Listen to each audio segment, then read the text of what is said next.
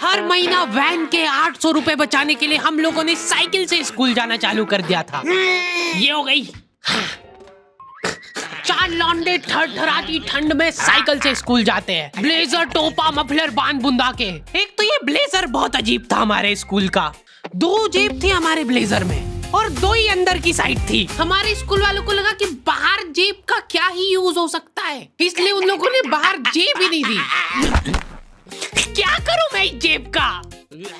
ठंडी लग रही है तो हाथ अंदर वाली जेब में ही डाल के चलना पड़ता था। कोनी से साइकिल चला के आते थे हम लोग स्कूल। सबको ऐसा लगता था कि हम लोग अपाहिज हैं। और फिर एकदम से हम लोग हाथ बाहर निकाल लेते थे।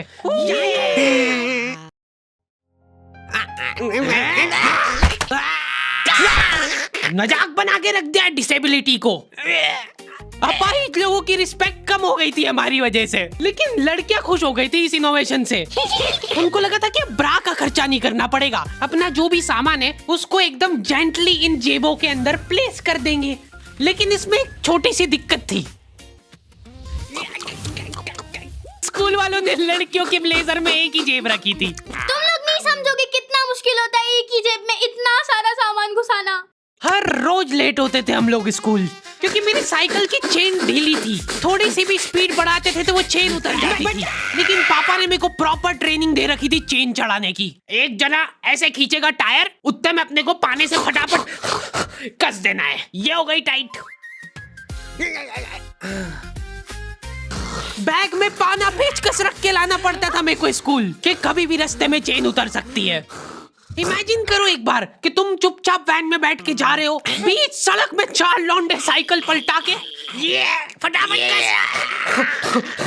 क्लास में बैठे हुए मेरे को डर बना रहता था कि कोई गलती से मेरा बैग चेक नहीं कर ले। तो आज हम लोग पढ़ेंगे टेंस। सबसे घटिया, वाहियात, नीच टॉपिक लगता था मेरे को टेंस। पास्ट, प्रेजेंट और फ्यूचर तक बात ठीक थी। प्रेजेंट कंटिन्यूअस टेंस क्या होता है? सिंपल पास्ट, पास्ट कंटिन्यूअस, मतलब वो बीत चुका है पर चल भी रहा है। क्या है ये? कितना भी समझ लो इस टॉपिक को, एग्जाम में जाके तुमको अंदाजे से ही सेंटेंस चूज करना पड़ेंगे कि ये सुनने में अच्छा लग रहा है तो यही होगा सही। एग्जाम में इन्विजिलेटर हमको क्वेश्चन पेपर पे कुछ नहीं लिखने देता था। इनको ऐसा लगता था कि हम लोग क्वेश्चन पेपर पे आंसर लिख लिख के चीटिंग करेंगे। लेकिन हमारी क्लास के बच्चे एडवांस हो गए थे, ये पूरी की पूरी आंसर शीट एक्सचेंज कर लेते थे कि तू लिख के दे, को आता है तो। बोर्ड एग्जाम थी यार हमारी, और हमारे स्कूल वाले बोर्ड एग्जाम को बहुत सीरियसली लेते थे। अलकायदा टाइप ट्रेनिंग मिली थी हम लोगों को। एग्जाम देते हुए कहीं से भी बॉम्ब गिर सकता है, लेकिन तुम्हारे हाथ नहीं रुकना चाहिए, चाहे तुमको क्वेश्चन आता हो या ना, कुछ न कुछ लिख के ही आना है। हमारा एक ही मकसद होना चाहिए, आंसर शीट भरना। नहीं आए तो अभी कुछ भी लिख के आ जाओ। मेरे को ये नहीं समझ आता कि मैं कुछ भी कैसे लिख के आ जाऊं, मेरे को आता ही नहीं है, क्या लिखूं मैं? एक तो हमको इतना डरा धमका के भेजा गया था ना सेंटर पे, मैं नर्वसनेस में जाके अपना नाम भूल गया वहां पे। इन्विजिलेटर ने नाम पूछा, मैं सोच रहा हूँ क्या हो सकता है। बेटा नाम तुम्हारा। 2 मिनट।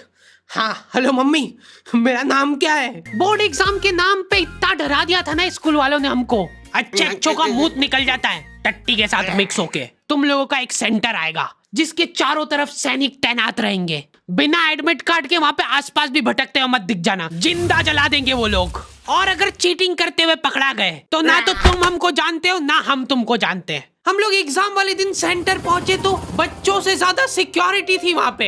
आज तक इतनी सिक्योरिटी मैंने एयरपोर्ट पे भी नहीं देखी थी। आर्मी वगैरह खड़ी थी वहाँ पे टैंक लेके। वो सिक्योरिटी वाले एक एक रबड़ का रैपर निकाल के देख रहे थे कि उसके पीछे तो नहीं लिख के लाया कुछ।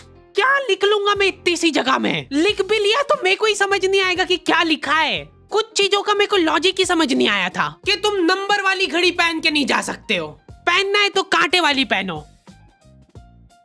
उनको शायद शक हो गया था कि ये सारे लोग एक साथ कोऑर्डिनेशन करके बम नहीं फोड़ दे। उधर एक बच्चे की घड़ी का अलार्म बज गया और वो बजता भी बॉम्ब के टाइमर जैसा है। अलकायदा जिंदाबाद। जिस पाउच में तुम सामान ला रहे हो वो भी ट्रांसपेरेंट होना चाहिए। मेरे बैग में से इनको पाने पेचकस मिले थे, क्या जवाब दूं मैं इसका कि क्या यूज में आते हैं ये? उनको वहाँ पे डेमो करके बताना पड़ा कि ये यूज में आता है ये सब आइटम। फिर बाकी बच्चों ने भी कंफर्म करा कि हाँ देखा तो है हमने इनको रास्ते में ये हरकत करते हुए। ये सब देख के उन्होंने मेरे पाने पेचकस तो हाथों हाथ नाली में फेंक दिए थे। हमारे एक साथी की जेब में से ड्रग्स बरामद हो गए थे। अरे ड्रग्स नहीं है, ये इनहेलर है। इसको ऐसे सूंघते हैं, नाक बंद होती है तो नाक खोलने के बाद भी अगर तुम इनहेलर को पूरी ताकत से सूंघते हो, आंखें दिमाग में ठंडक हो जाएगी तुम्हारे। वो बच्चे नहीं होते जो पूरा साल टाइम पास करते और एग्जाम के एक दिन पहले पढ़ के एग्जाम देने आ जाते हैं। वो बनने की मैं कोशिश ही कर पाया था। सिर्फ मैंने सोचा था आखिरी रात मेरी है, रात भर मैं पूरा सिलेबस चाट जाऊंगा, पर मैं एग्जाम के एक दिन पहले ही बीमार पड़ गया। सर्दी हो गई मेरे को, तो मैंने सोचा ठीक है अभी थोड़ा रेस्ट करते, सुबह उठ के पढ़ाई करेंगे। नाक बंद हो गई भाई, नींद ही नहीं आ रही है। फिर पापा आके मेरे को ट्रिक बताते हैं कि अगर राइट वाली नाक बंद हो रही है ना तो लेफ्ट साइड करवट करके सो जा, फिर गहरी सांस ले, तो ये जो है ना राइट वाली खुल जाएगी और लेफ्ट वाली बंद हो जाएगी। फिर लेफ्ट वाली अगर खोलना है तो राइट साइड करवट करके सो जा। पूरी रात करवटें बदलता रह गया मैं। सुबह रास्ते में जाते जाते पढ़ रहा हूँ मैं, क्योंकि बाकी बच्चे भी यही कर रहे थे। बच्चों को लग रहा है कि भाई जितना हम लोग साल भर में नहीं पढ़े उतना हम लोग रास्ते में जाते हुए पढ़ लेंगे। रास्ते में ऐसे कॉपियां लेके घूम रहे जैसे इनसे ज्यादा पढ़ाकू कोई हो ही ना। सुबह हम सब लोग सेंटर लेट पहुंचे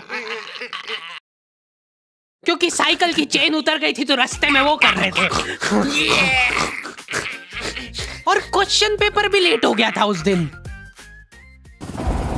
क्वेश्चन पेपर Z+ सिक्योरिटी के साथ आता था। 10 बॉडीगार्ड लेके आते थे एक जरा सा पार्सल।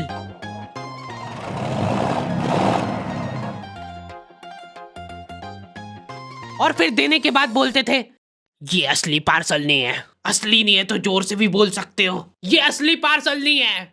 ये लोग पता नहीं किसी को तो गुमराह करने की कोशिश कर रहे थे। इनको डाउट था कि इतनी सिक्योरिटी के बाद भी कोई पेपर चोरी कर लेगा, तो ये लोग इतनी सिक्योरिटी में नकली पेपर लेके आए। असली पेपर तो एक और बॉडीगार्ड नाले में तैरता हुआ लेके आ रहा है। ये पाने पेचकस किसने डाले नाली में? ये लो। मजाक कर रहे थे हम तो, यही है असली क्वेश्चन पेपर। जाओ बांट दो फटाफट।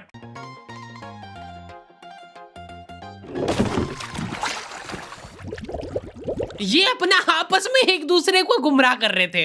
एक बार बस सोच के देखो कि ये सारी हरकतों के बाद भी अगर पेपर लीक हो गया। सोचो एक आदमी टेलीग्राम पे क्वेश्चन पेपर बेचने लग गया था, वो भी एग्जाम के महीने भर पहले से। तब तक क्वेश्चन पेपर बना भी नहीं था। तो अब जो आदमी हमारा क्वेश्चन पेपर सेट करने बैठा, उसने सोचा कि उसका काम इजी हो सकता है, क्यों ना थोड़ा सा स्मार्ट वर्क कर लिया जाए। उसी ने सबसे पहले वो फेक क्वेश्चन पेपर खरीदे और वैसे के वैसे चेप दिए। जिसने पेपर लीक करा था वो खुद सोच में पड़ गया कि ये कैसे हो गया। एग्जाम खत्म होने के बाद इन्विजिलेटर को बहुत मजा आता भाई कॉपियां छीनने में। एक सेकंड भी किसी को ज्यादा नहीं मिलना चाहिए। बस एक बार टाइम ओवर होने के बाद कैसे लिखा तूने? एक बच्चे ने खुद से कॉपी दे दी तो इनको डिसरिस्पेक्टफुल महसूस हो गया था। उसको वापस से कॉपी दे दी कि लिख ले थोड़ी देर और। जैसे ही लिखने लगा वापस छीन ली। ओके, तो दी एंड हो चुका है। पिछली बार मैंने तुम लोगों को 2.5 लाख लाइक का एम दिया था, जो कि तुम लोगों ने बहुत आसानी से कर दिए थे। तो इस बार एम रखते हैं 3.5 लाख लाइक्स का। जैसे तुम लोग 3.5 लाख लाइक का एम कंप्लीट करोगे, अगला एपिसोड में सीधा अपलोड कर दूंगा। मिलते हैं नेक्स्ट वीडियो में।